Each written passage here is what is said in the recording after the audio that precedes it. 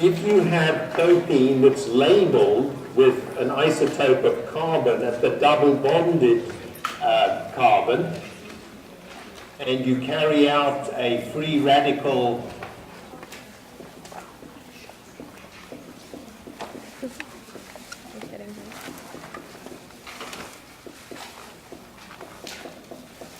chlorination, then you will get two substances.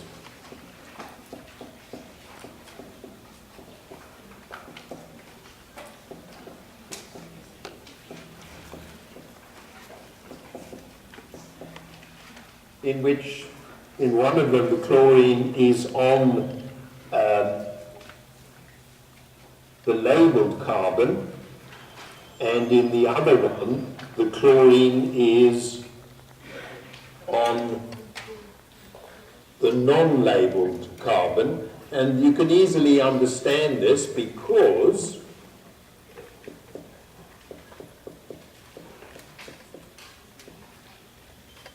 you can write a resonance structure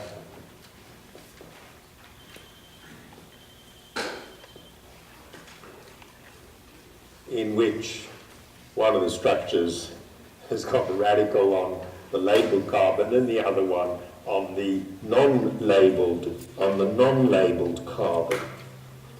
Now, I've talked a little bit about the allyl radical, and last time I gave you the molecular orbital picture, and I also gave you the resonance picture.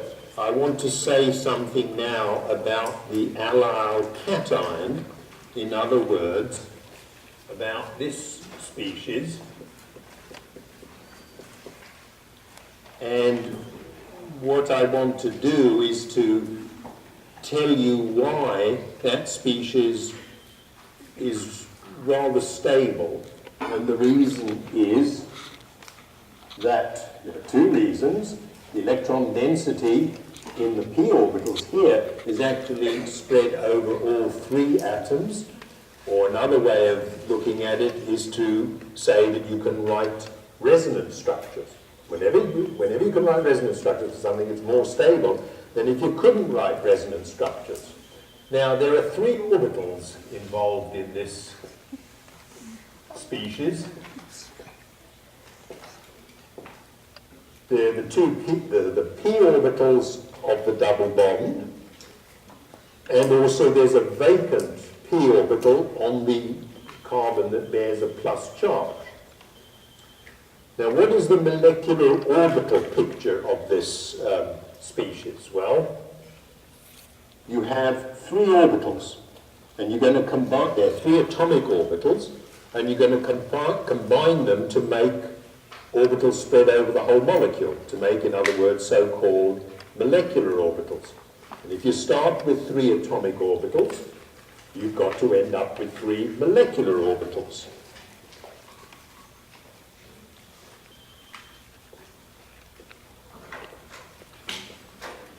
That's one of them. I'd better draw the next one over here. And I'm going to put an arithmetical sign. So this is number 1, that's number 2, and number 3.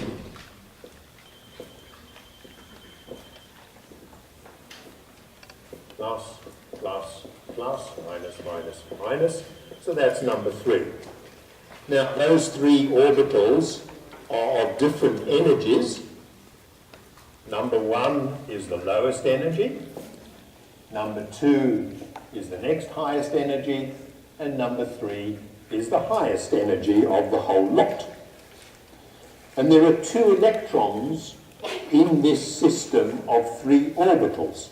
And the rule is that you first draw pictures of the orbitals, as I've done, and then you feed in the electrons into each molecular orbital, and each molecular orbital can hold only 2 electrons. We call this one a bonding orbital.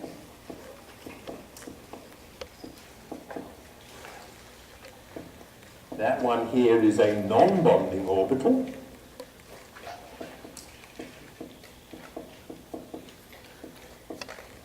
and this top one is called an anti-bonding orbital. And you can see that in the allele-cation, only the bonding orbital is filled, and you can see from this picture that I drew of that bonding orbital that the electron density is smeared over the whole of the carbon framework. And when electron density is spread over the whole carbon framework, it means that that substance is more stable than if the electron density were localized. So that's an orbital picture of the allele-cation, but you can also write the resonance picture, which is much easier to draw.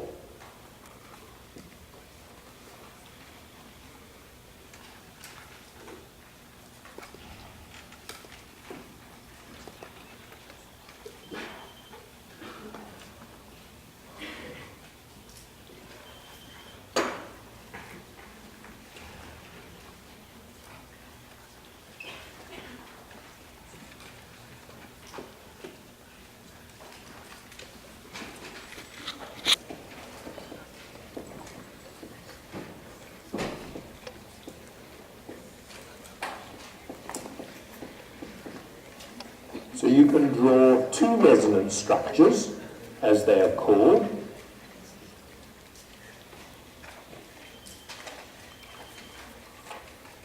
And you can see in one of the resonance structures, there's a plus charge on this carbon. In the other resonance structure, there's a plus charge on the other end carbon. In one resonance structure, we've drawn a double bond between atoms 1 and 2.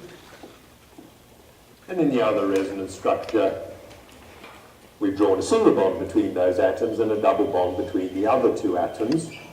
And so you might well anticipate that the actual structure of this substance is such that there is some positive charge density at both ends,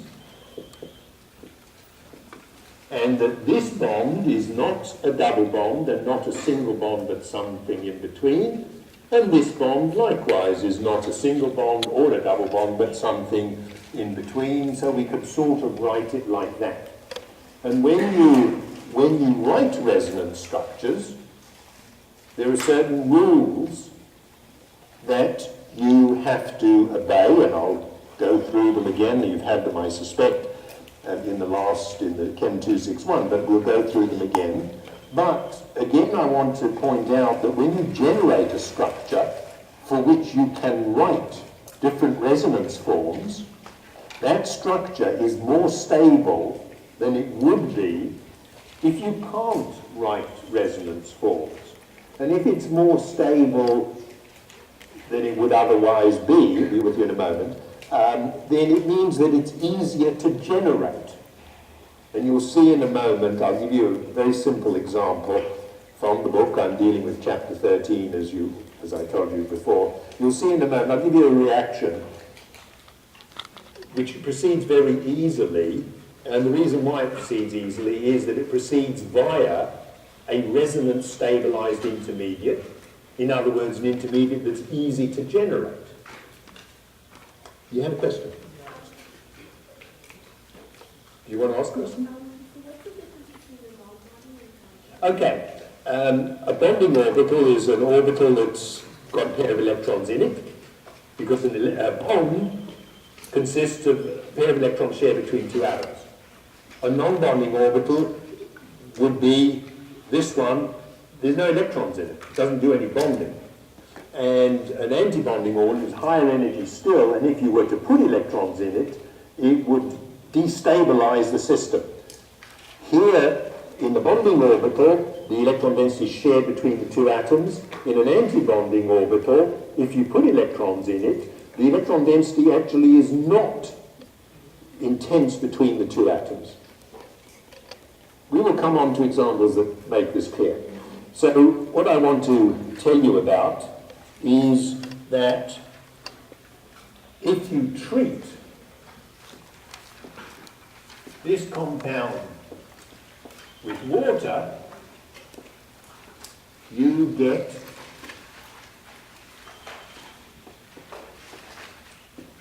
that. And it's not with two H's. You get that. And the reason is that this compound ionizes very easily. And then this is captured by water. Now, why does it ionize very easily? The reason is that it forms a resonance stabilized species. As I indicated a moment ago, this species is resonance stabilized. You can write several resonance structures. Now, a moment ago I said that there are some rules for writing resonance structures. So what I want to do now is to go through those rules, because if you violate those rules, then you won't be writing correct resonance structures, and you may think that something is resonance stabilized when in fact it isn't. So let me clean the board and get these rules up on the board.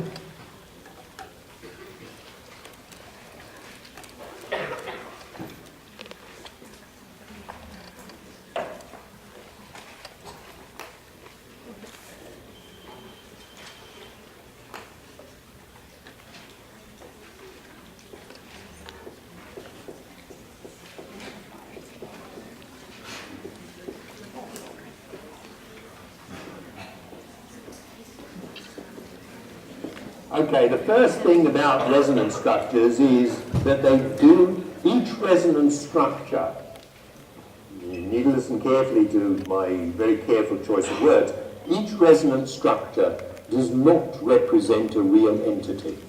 Totally hypothetical, it exists only in your mind or on a piece of paper.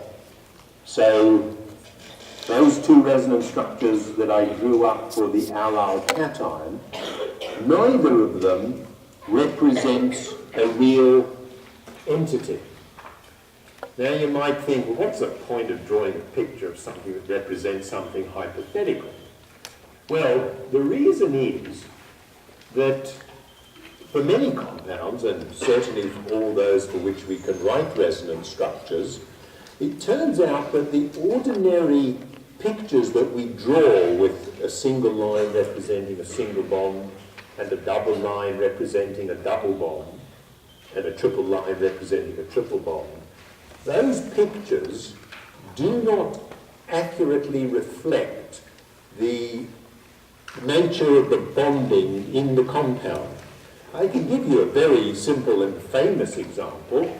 There's a substance called benzene, and it's a regular hexagon, and that's how we normally write it. Now, strictly speaking, that picture means that there's a single bond between two adjacent carbons, then there's a double bond between the next two adjacent carbons, then there's a single bond, then there's a double bond, then there's a single bond, and so on around the ring. And so you would expect that this position would have the normal length of a double bond and the normal properties of a double bond. This position would have the normal length of a single bond and the normal properties of a double bond, but it doesn't. And therefore this picture is wrong in some way. Now in the case of resonance, I can write resonance structures for that, and I probably will in a moment. When you have a substance for which the ordinary single line, double line and triple line picture does not properly represent the real distribution of electron density, because this picture means there's a pair of electrons shared between those atoms. This picture means that there's a pair of electrons shared between these two on the line joining them, and then there are two p orbitals overlapping in the normal pi way. That's what that picture strictly means. But this compound does not behave as though that were the nature of the type of overlap of the various orbitals.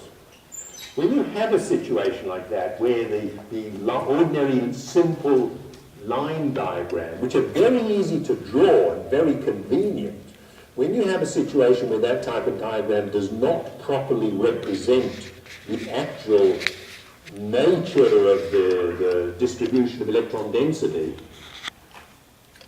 there are a few things that you can do. And one of the most convenient things to do is to write two hypothetical structures that are structures are totally hypothetical, and to write these structures in such a way such that the actual arrangement of the electron density is a weighted average of the electron density represented by the hypothetical structures that you've drawn. So for this compound, which is called benzene, I could write another so-called resonance structure. In this one, let me just label a couple of the, or several of the atoms.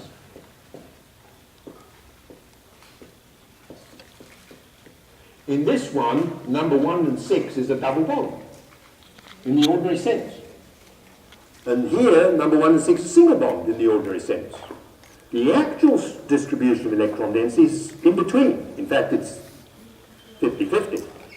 It's somewhere in between. It's impossible for us to draw that using these line diagrams. So what we do is we draw both of the resonance structures with the understanding that the actual distribution of electron density is a weighted average of what is represented by these hypothetical structures. In this case, these two structures have the same energy, and there are only two of them, so the weighted average is 50%. Now, let's get back to some of these rules for resonance. The resonance structures are hypothetical. You have to draw more than one. You can draw 2, sometimes 3, sometimes 4, sometimes more. And the actual distribution of electron density, in other words, the actual structure, is a weighted average of the hypothetical structures that you've actually drawn. That's the first thing. And the reason why you need to write resonance structures is that our line diagrams do not accurately reflect what the actual structure is. They tell us what atoms are joined to what other atoms, but they do not reflect the distribution of electron density. In other words, they don't properly reflect the bonding. The next thing to note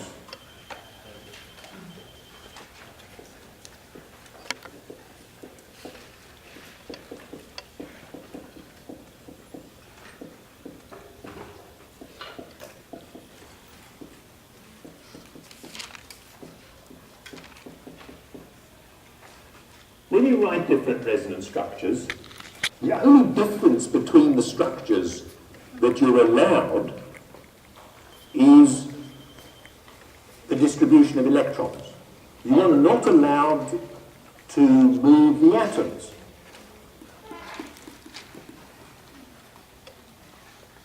So, for example, if I have this, I can write that, but I cannot write this. So this is absolutely wrong, and these two are right. Now, why should the two on the left be correct and the one on the right be wrong? Well, to go from here to there, let's say from 1 to 2, all that I've done is I have moved a pair of electrons. I have not moved any of the atoms. But to go from either of these to that one, I've actually had to move a hydrogen. Because, let's number them, 1, 2, 3, 4, 1, 2, 3, 4, and 1, 2, 3, 4. in structure 1, so in structure 2, say, I've got 1 hydrogen on carbon.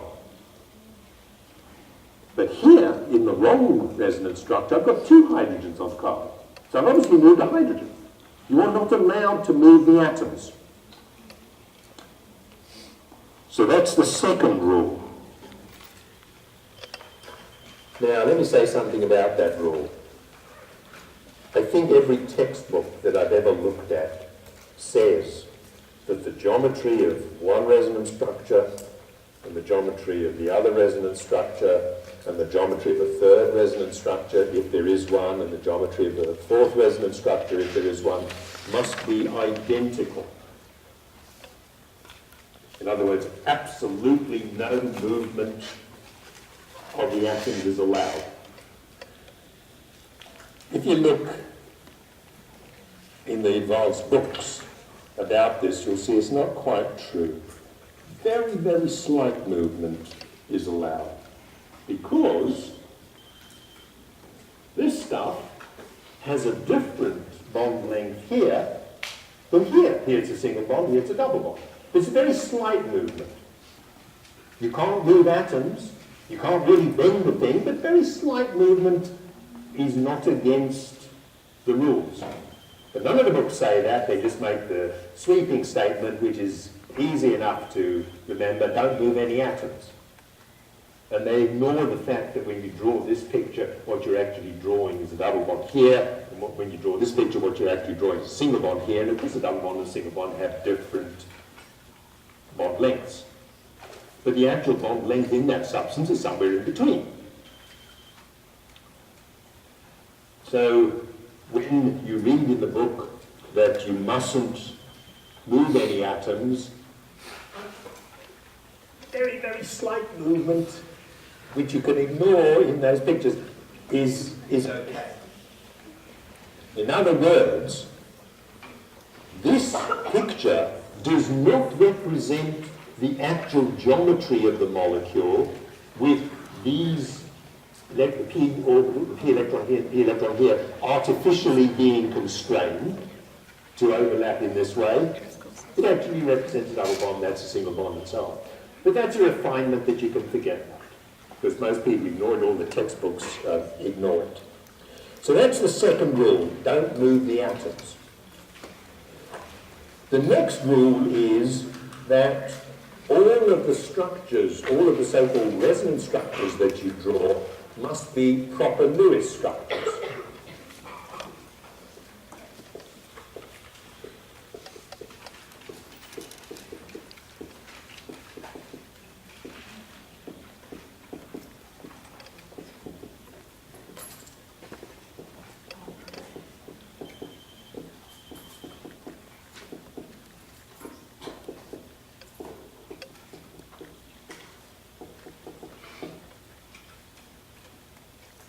In other words, you can't have, well, let's draw up the example that the textbook gives.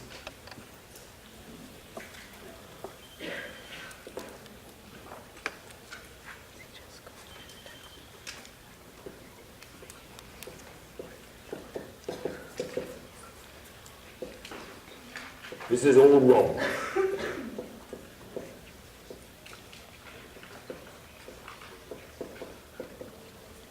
Can't have that because this would give carbon 10 electrons, and it can't be surrounded by 10 electrons, it can only be surrounded by 8 electrons. You know, the valency of carbon here is 1, 2, 3, 4, 5, and we all know that that's absolute rubbish. There's a more subtle rule, and that is that all structures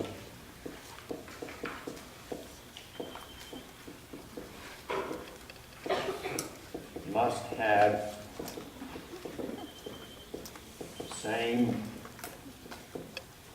the same number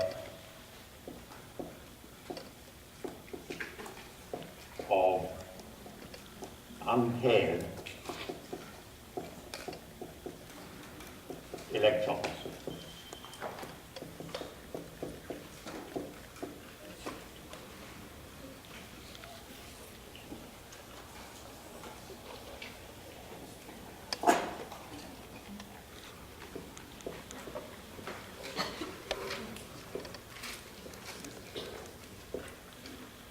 The structure on the right has one unpaired electron. And the structure on the left has one unpaired electron. And the structure on the right has three unpaired electrons. They are not acceptable resonance structures because they have different numbers of unpaired electrons. But if you look at, say, these two, they have the same number of paired electrons. These don't happen to have any unpaired electrons. So that these have the same number of unpaired electrons, which is 0 in each case. This one has 3 unpaired electrons, this has 1, no good. So that's the second rule. The third rule, sorry, that's not the second, no, further than that. Let's look at number 5.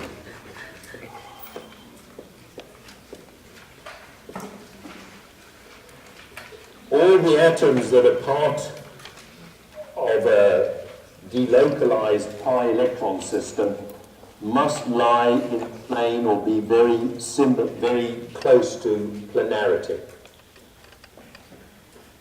So the resonance structures involving the pi system, those structures must be close to planarity. And there's a reason for that. If you've got a pi system with p orbitals overlapping top and bottom, if it's not planar, if you twist it, there's no overlap anymore.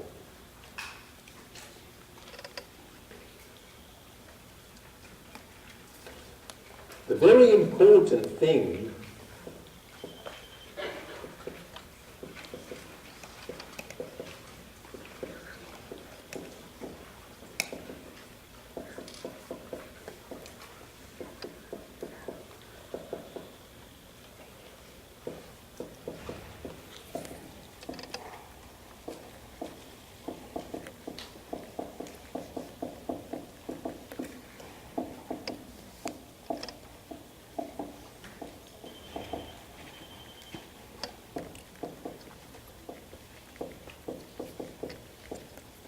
the energy of the actual molecule, the actual species that you're writing resonance structures for, the energy of that system is lower than the energy of any of the resonance structures. You remember I told you at the beginning of this lecture, if you make the allyl cation, it's very easy to generate because it's stabilized. We say it's resonance stabilized. And the reason why it's resonance stabilized is you can write resonance structures for it. When you can write resonance structures for it, it's more stable than it would otherwise be. And that's all that number 6 is saying. Do you have a question? Planar? Yeah.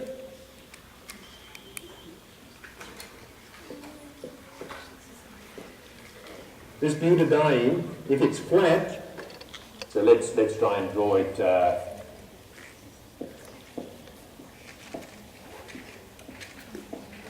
like that. If it's flat, all these p orbitals are aligned exactly like this. But if I were to twist it about here, or twist it about here, even better, there could be overlap just of those two, an overlap of those two, but none there. Because this one and that one wouldn't be like this if you did it like this or like that. You okay? That's the reason why it has to be planar, or very close to planarity. So, this extra stabilization, which is associated always with the ability to write 2 or more resonance structures, is called resonance stabilization. And for benzene, it's quite substantial. So benzene is a heck of a lot more stable than an artificial molecule which doesn't exist, called cyclohexatriene. This is cyclohexatriene.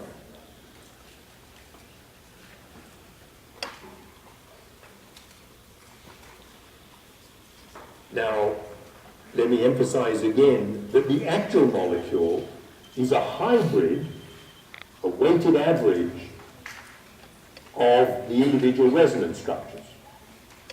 Now, some of the textbooks emphasize this by thinking of two animals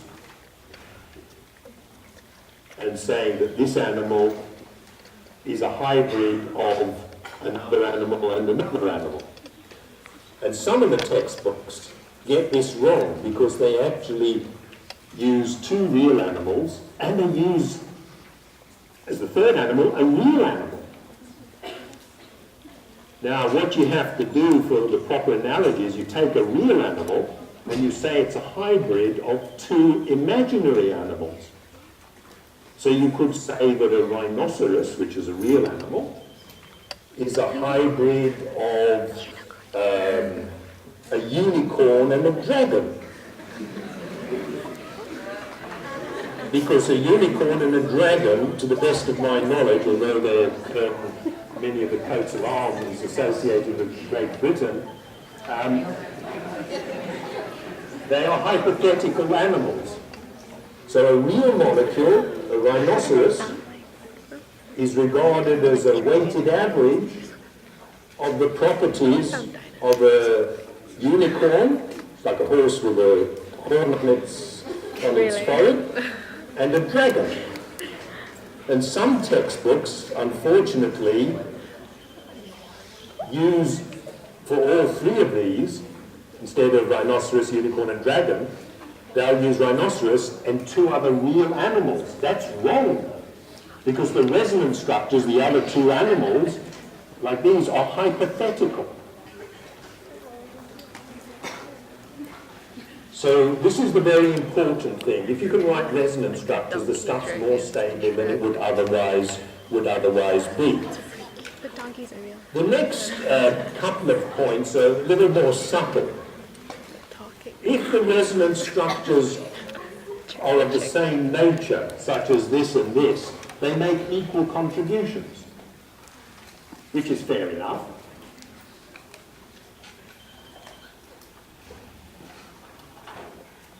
And the last point is that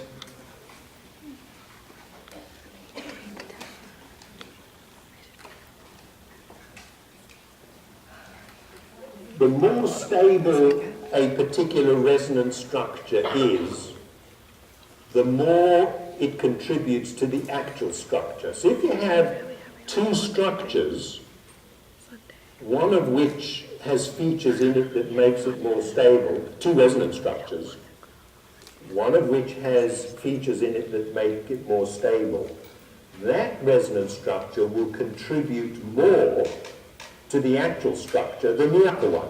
And the example that the book gives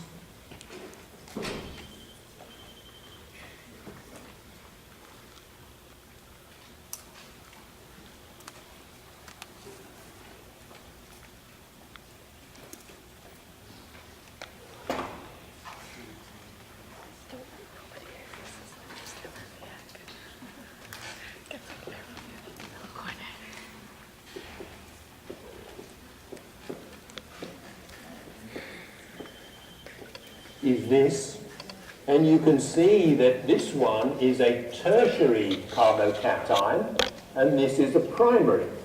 And you know that a tertiary carbocation is more stable than a primary one. So the most important resonance structure is this one.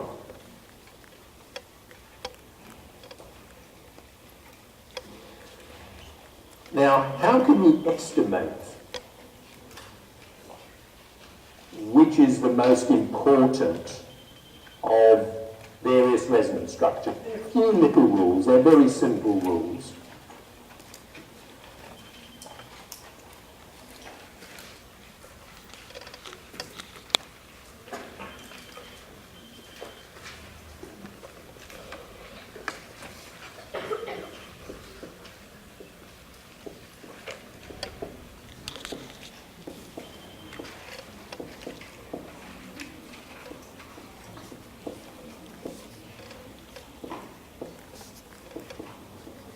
And one of the rules is the more covalent bonds a resonance structure has, the more stable it is.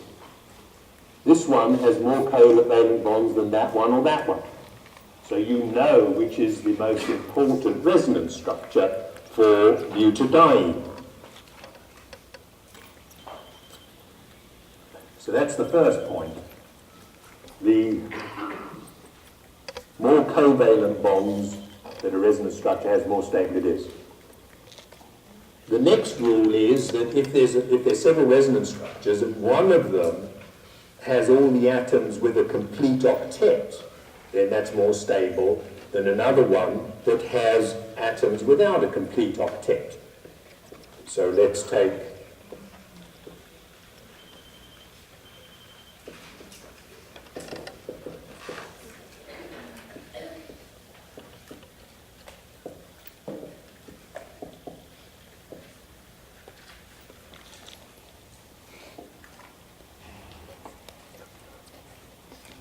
you see here, that carbon has only 6 electrons. But here, it has 8. 1, 2, 3, 4, 5, 6, and then there's a CH here, 7, 8. So this structure is the more stable.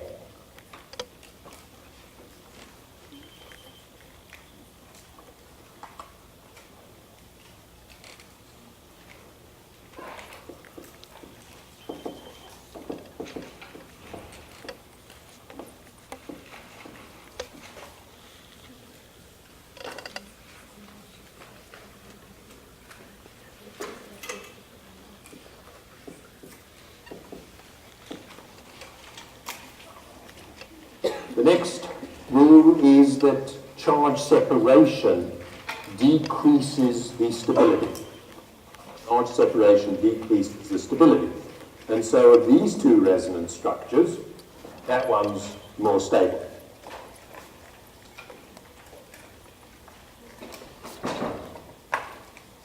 So let me put up an example and work it out for you.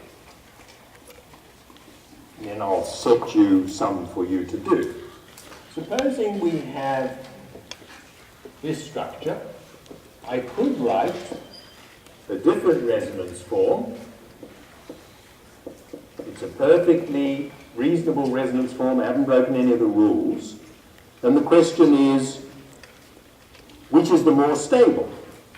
Well, if I go through the various guidelines for evaluating stability, this one on the left has more covalent bonds, which favours it. This one on the right has less covalent bonds, which disfavours it. This one has charge separation, which also disfavours it. So the more important resonance structure for that compound is the one on the left. And what you should do is problem 13.3, which is also 13.3 in the 9th edition, and you should do 13.4, which is also 13.4 in the 9th edition. And that asks you to write resonance structures for various species, and it then asks you, gives you a list of resonance structures and says which one is the more important one.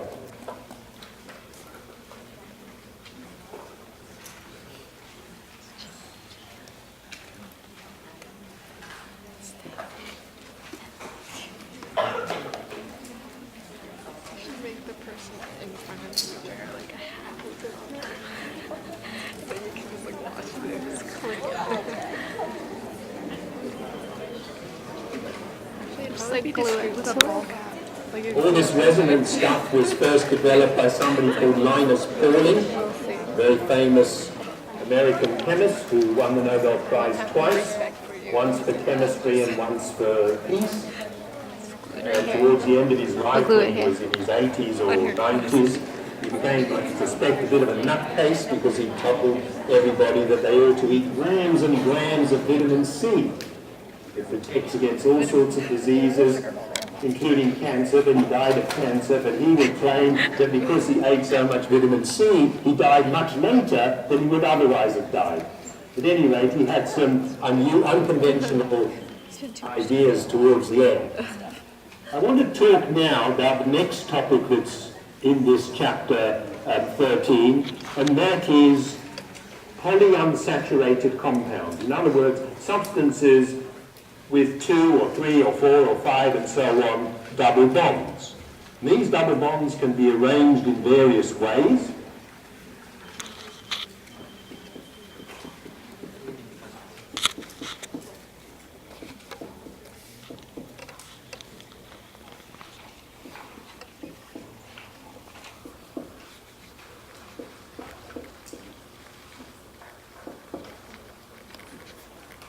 And why don't I give you something with a few more double bonds in? So here are some examples of substances with more than one double bond. And how do you name these things? Well, this is a 1, 2, 3. It's a 3-carbon compound, and it's 1, 2 propadiene. That's that one. And this one is 1, 3 butadiene. I'll explain this in a moment. And this one is 1, 2, 3, 4, 5, which is 3Z.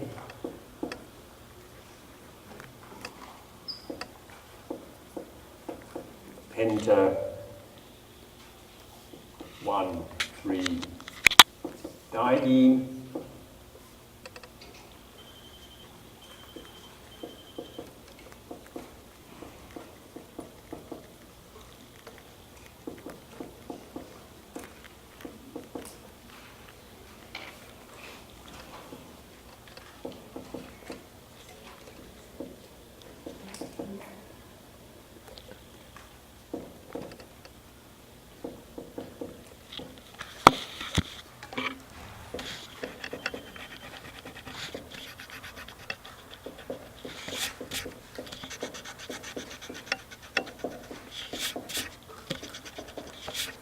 These examples are enough to show you how these things are named. You see, you look at the structure and you see it's got double bonds in. If it's got double bonds in, it is an ene of some sort. You then count the carbons. This is 3 carbons. The simplest 3-carbon hydrocarbon is propane, but because this is an ene, you change the name to propene. But because there are 2 enes in it, there are 2 double bonds, it's propadiene.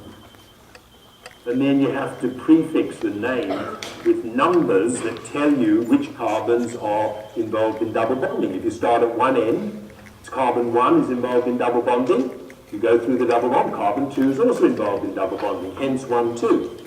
This one, it's 4 carbons, you think of butane, but it's an ene, so you think of butene, but it's a diene, so you think of butadiene, and then if you travel from one end to the other, it's carbon 1, 2, 3, carbon 3, so it's 1, 3 butadiene. Here, there are 5 carbons, there are 2 enes, so it's a pentadiene. You start numbering from one end to the other, such that the first double-bonded carbon you come to has the lowest possible number. If you start here, it has the number 1. If you start here and travel that way, it has the number 2. So this is the way, so it's 1, 3 pentadiene. You could have it penta 1, 3 diene or 1, 3 pentadiene, it doesn't matter. And in this case, this double bond actually has the Z geometry. So it's 3Z, 1, 3 pentadiene. This one, for the same argument, is 2E, 4E, 6E, octa 2, 4, 6 triene. This is a little more difficult. This is an ene and an ine. And compounds that have both a double bond, they're enes, and a triple bond, they're ines, are always called ene-ines. So this is an ene-ine. It's got 1, 2, 3, 4, 5 carbons, so it's a pentene-ine. And then you have to put down numbers to indicate the location of the een and the ein. And what you do is, you start at one end, and you travel along the chain, and you give the numbers that indicate the double or triple bonds. So if you start at this end, it will be a 1 een, 2, 3, 4 ein. But if you start at this end, it will be a 1 ein, 4 een. So in both cases, the numbers are 1 and 4. And where that happens, where whichever end you number from, the numbers are the same, the een wins.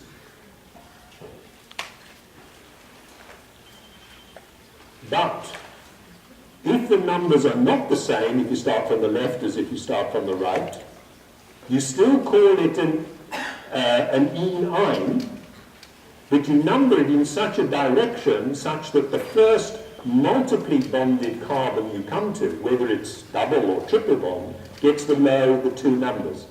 So that's a little bit more complicated than the other names. So this is how you name these beasts. You notice also, let me write up another compound.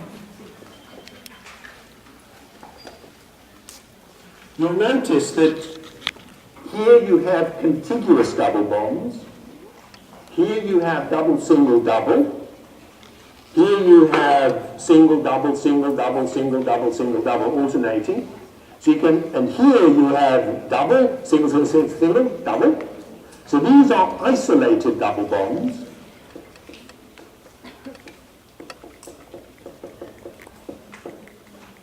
These ones are conjugated.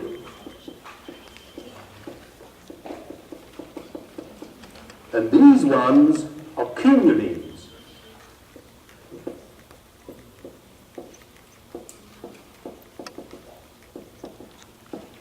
So when you've got several double bonds in a molecule, they can either be isolated, which means they're separated by several single bonds, or they can be conjugated, which means as you go along the chain, it's single, double, single, double, single, double, single, double, and so on. Or they can be double, double, double, double, double. I think the double, double in the Tim Hortons means something here. I don't know what it means. So you can have cumulated bonds, or conjugated double bonds, or isolated double bonds. The simplest one, this one,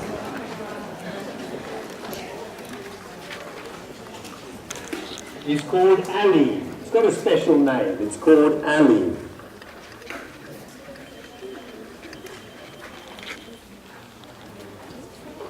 Now what I really want to do next is to talk about the electron delocalization, because many of these are resonance stabilized. But I don't want to start in the last 60 seconds, so we'll call it a day.